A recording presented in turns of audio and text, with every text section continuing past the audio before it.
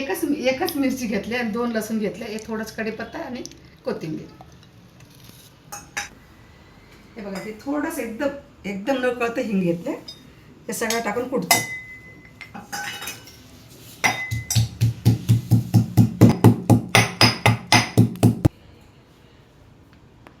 हे बघा हे बघा एवढंच टाकायची मीठ. आपण गव्हाच्या पीठ मीठ टाकलेलंच असतं ना, बस झालं एवढं. थोडंसं हे बघा, थोडंसं एकदम लाटून घेते. आणि हे आहे ना, हे बघा त्याच्यामध्ये ना, हे बघा हे 2 चपाती होऊ शकतात त्याच्यामध्ये. किती छोटे 2 चपाती होऊ शकते. मी एवढं ठेवून टाकते. हे थोडं जास्त झाले, हे बघा. आणि याच्यामध्ये ना थोडंसं हे बघा, एकदम तुम्ही दाखवते, एकदम म्हणजे थोडंसं थांबा तुम्हाला दाखवते. हां, हे बघ बस.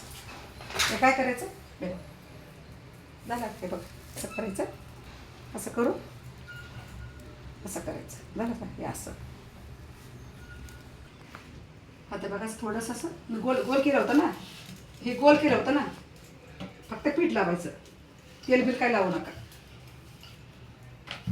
तुम्हाला वरून जर तूप लावायचंच लावा, पण हे जास्त जाड नाही करायचं. थोडंसं चिटकं लागले, कमी पीठ लावले.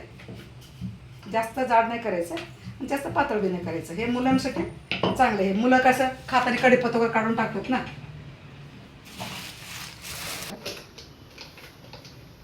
तुम्ही तेल टाकलं तरी चालतं, ह्याच्यामध्ये तूप टाकलं तर पण चालतं.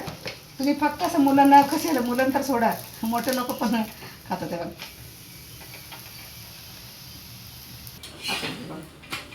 हे बघा किती छान दिसलं बघा. तुम्हीच बघा किती छान दिसलं बघा. हे सोपं पण आहे ना, हे सोपं पण आहे ना, सोपं पण आहे, काय जास्त नाही आहे. आणि मुलांना काय भाजी बी नको आणि काही नको. असं बी करून दिलं लहान लेकराला, म्हणजे टिफिनला तरी दिलं तर चालेल. रेडी झाले खाण्यासाठी कढीपत्ता, टमाटर सॉसचं चपाती. आणि तुम्ही खाऊन बघा आणि करून बघा पहिले.